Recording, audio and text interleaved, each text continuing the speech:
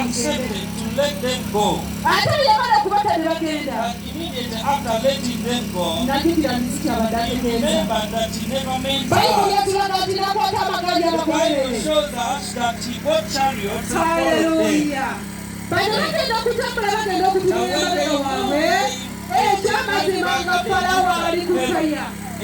Pharaoh was running after them. They were going out at a Red Sea. Praise the Lord. Where they were going, there was a sea.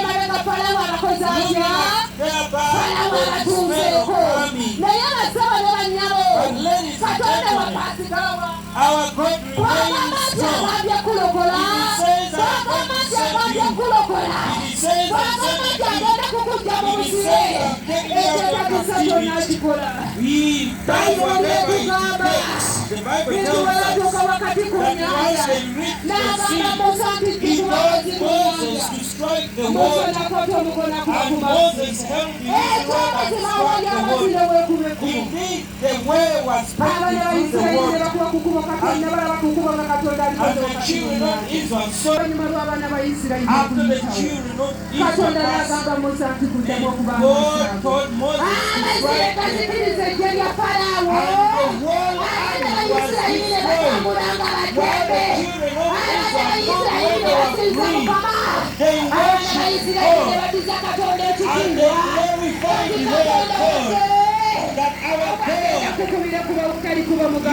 the one who made the heavens and the things that have been holding it down. We have to say you, that God is for us and not you. He's going to show the difference between his child and the one who is not his. God showed to Pharaoh that there is a difference between the child of God and the child of God. I cannot let my child die here. And God walked away with the children of Israel. And the children of Israel were still worshiping God.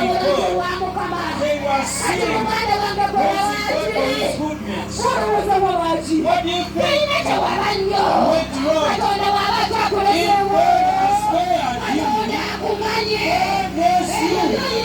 Those things that you're going through, he sees them. The Bible says, forget about the past, and he goes on forward. He is going to do a new thing. Hallelujah.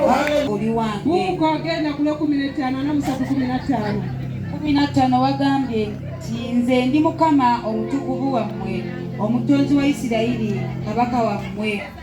Bw'atyo bw'ayogera Mukama, akuba oluguudo mu nnyanja n'ekkubo mu mazzi ag'amaanyi, afulumya eggaali n'embalaasi, eggye n'obuyinza. Bagalamira wamu, tebaligolokoka, bazikiridde.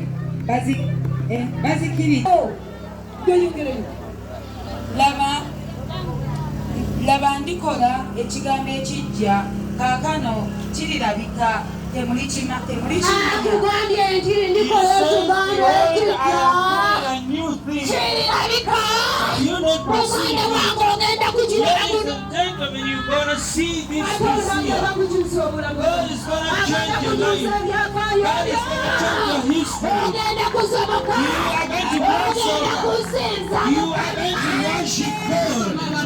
May the Lord bless you so much. Hallelujah. Hallelujah. Amen. Hallelujah. Amen. Hallelujah. Oh, come on, hear us. Praise the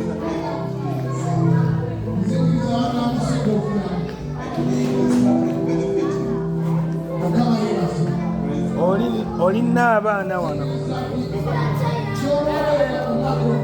nakugamba nina omu nina ababiri nina abasatu naye olina nina abaana